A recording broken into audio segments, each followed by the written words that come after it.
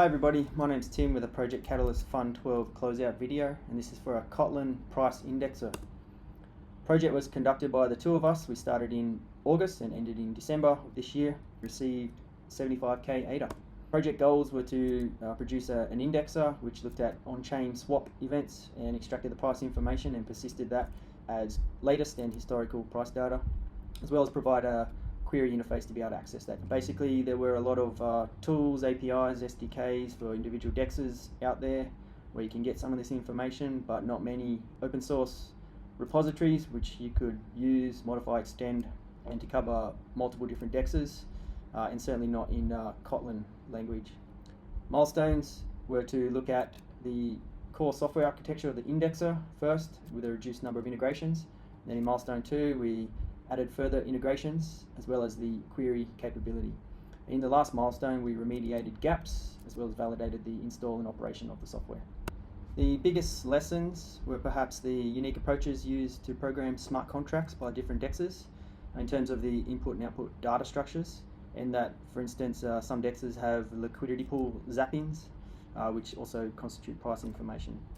Key achievements for the project, I guess we can highlight the positive feedback in terms of our milestone reporting and the clarity of evidence. Also that we delivered everything on time as projected, and that we are part of the Cardano Malaysia community, and through this project we've had the opportunity to discuss how to go about such a project.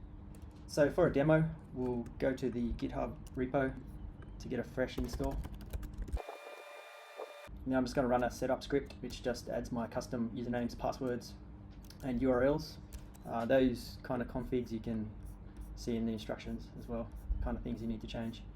So from there, make sure you've got a clean slate in the database, so you've got no tables. Then we'll start the web server in the background and then take a look at that as it fires up. And this here will actually create the database schema for us. So you can see you've got tables there now. Go back into indexer and we're going to start that guy. And this is configured to start from August 2024, thereabouts. So once that fires up, you can see it's starting to process blocks. And then after a while, we can see we have data appearing. And then what we can do is we can go to the query interface and we'll look at the historical data, put in a token unit, resolution width for the candle, and we can see some of our data. Put me over there, and also take a look at the latest prices. See a bunch of token latest prices are populated, and if we want we can filter it down to a specific token, SNEC in this case, across different dexes. And we can also use this rudimentary tool. So let's look at daily 15-minute data, hourly 15-minute. If you want to see more of that data, there's more in the project closeout report also. What we can do is look at our metrics. These are exported for consumption in Prometheus, Grafana, your monitoring tools. If you want to run tests, it's just a case of Maven test to run unit tests. Integration tests are also included in the repository, however that takes a while to run. That's summarized in the project closeout report also. And then if you want to run unit test for the web server, it's the same process.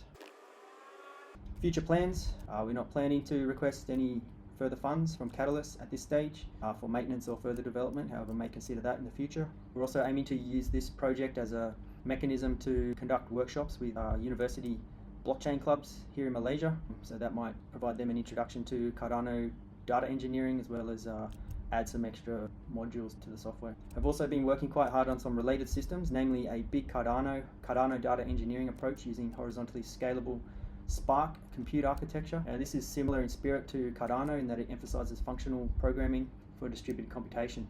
So planning to first drop a Medium article as an introduction to that topic, but that might also provide a solution to handling many sources to many sinks, supporting partner chains, layer 2s, and any other sources that you might want to aggregate, perform some data engineering and analytics on.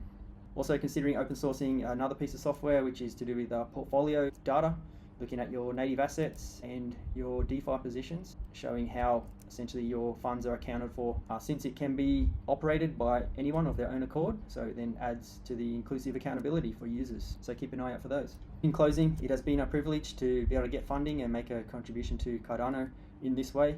Other than that, until now, I've been one of the faceless stake pool operators since July 2020, the beginning of Shelley era. And I'm very committed to seeing this Cardano financial operating system rolled out as far and wide as possible.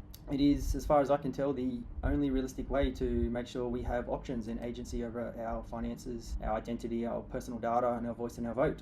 So that's why I'm involved, and that's why it means a lot to receive this opportunity. I've been full-time running the AusStaker stake pool, AUSST, and making these contributions, so I appreciate the support.